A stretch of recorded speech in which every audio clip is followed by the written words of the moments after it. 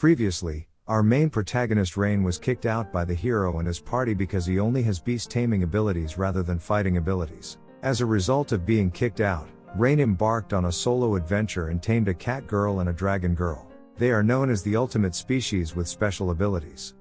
And as a result of their contract, Rain has become powerful, while the hero's party suffered due to a lack of support. So they consider bringing Rain into the party but kick him out once their goal is met. As the story continues, Ario tells that he and his party would take Rain back in even though he's useless. But Kanade and Tanya stood up for him. They all assumed that Rain was serving ultimate species as a servant, but they were shocked to learn that Rain is their master. As a result, Ario wants Rain's help in navigating the Lost Woods. They assumed Rain should be grateful for the offer, but Rain gave a straight rejection. So Mina told Rain about the holy shield that was hidden inside the Lost Wood and how it was a valuable artifact that could aid them in defeating the Demon Lord. Rain initially refused to join them, but considering his history, he might be able to prevent others from suffering the same fate as him. So Rain agreed, despite their arrogance, but Tanya and Kanade wouldn't let them go. They wanted them to apologize to Rain, but their morale was too high. Ario insults them as Rain's pets, and Rain uses them as toys, so Rain blasts at him. Because he regards them as friends rather than pets, so Ario challenges them to a fight. Kanade was up against Agath, but Kanade was more fierce. Agath used all of his strength in comparison to Kanade's strength. Kanade, on the other hand, flicked his attack like a fly, yet she wasn't using her full strength. Even at the end, Agath was mocking Rain for being weak, but Kanade put him in his place. On the other hand, Mina and Leanne were on their way to confront Tanya. But because Tanya was able to dispel their spells so easily, they were furious and used other spells. But the outcome was the same every time, so Tanya craved fear in them by casting a total destruction spell. They were so paralyzed that they couldn't even speak. On the other hand, Ario's sword play was so precise that Rain could only dodge and withdraw back, but Rain still blocked him and got back up, because Rain had learned his every move since he was in their party. So the fight switches to magic. But Rain matches him in magic strength due to his bond with Tanya. However, Ario was ultimately defeated by his taming ability. As losers, they all apologized to Tanya and Kanade and Rain.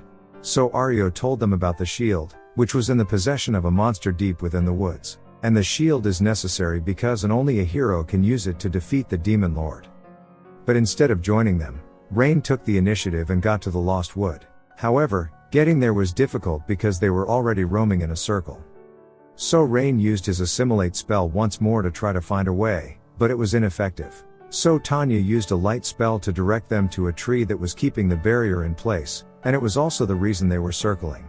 Kanade considered destroying the tree, but a fairy, the tree's protector, appeared. Rain tried to be reasonable with her, but she refused to listen to Rain's signal, and the situation escalated when she became offensive. That the trio had to flee, but Rain didn't give up and returned. Even though she warned Rain that she would attack, but Rain promised that he would not do anything, yet the fairy still attacked Rain. She hesitated because Rain didn't move an inch, but she was about to attack him again. But Tanya and Kanade got in there and convinced Fairy that he has no ill will toward her. She came to a halt and introduced herself as Sora. So Rain told her about their plan and asked Sora to temporarily remove the barrier. So she reveals that this passageway also led them to the fairy village and that it cannot be taken down temporarily. There was also no monster in the Lost Wood, and the fairies found the shield they were looking for. But Rain noticed her odd behavior and approached her and asked her about her problems. She was initially closed about it, but after some coaxing, she revealed everything. Sora had a twin sister Runa, and they were previously assigned to protect the barrier. But this job came with loneliness, but her days were still colorful with Runa there. But one day they had to leave for some reason, and the Shadow Knight took Runa away and ordered the barrier to be lowered for her sister. In desperation, Sora sought help from the fairy chief, but he prioritized the village and refused to assist. However, in a fight with Shadow Knight was bound to win because fairy's main power is magic. But the magic is nullified by the Shadow Knight, that's his special power. So Rain agreed to assist her in saving her sister. So they all went to the Shadow Knight's location to save Runa, but Shadow Knight realized that Sora had told them about their deal. Shadow Knight may have killed Runa, but fortunately Tanya arrived in time. However, their normal attacks were ineffective against him. So Rain used a boost spell to increase Kanade's power to its maximum, and it only took one attack to defeat the Shadow Knight. So Rain helped both sisters in being reunited, but they did not want to stay there to protect the barrier. Because they had already left Runa to die, they decided to make some distance with the fairy village, so Kanade suggested they join them, and Rain didn't mind having them.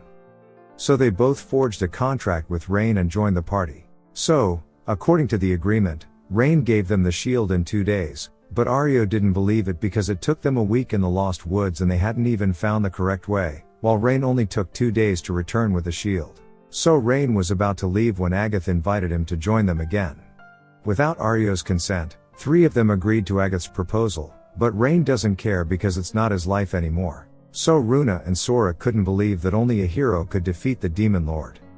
So Rain told the hero about the Demon Lord's history, that the hero made a pact with the gods to take their blood in him. And with that power, the hero saved the king from the Demon Lord. And there is also a special skill that only heroes have, which is inherited from their ancestors, called Limit Break. Ordinary people can become powerful to some extent, and everyone has a growth limit, whereas heroes have a skill limit break that allows them to grow more powerful than ordinary people. However, Aryo was the polar opposite, but after witnessing Rain's skills and boost ability, Sora and everyone believe that he is much more like a hero. And he has already surpassed the normal limit with the skill he possesses. But he was still not prepared for that decision, and everyone supported him regardless of the outcome.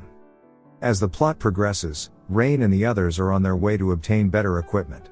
But Sora and Runa were still wary of humans, so they went to a weapon store to get better gear for Rain, but Rain noticed something when he saw the dagger. Right then, a man arrived and purchased a fine-looking sword, but Rain knew from the start that the sword would not last long in battle, so Dwarf reveals that everyone who receives new equipment always threw away their previous equipment. Seeing this, his heart is broken because seeing the equipment he worked so hard to create being thrown away because they have new toys to play with has made him angry.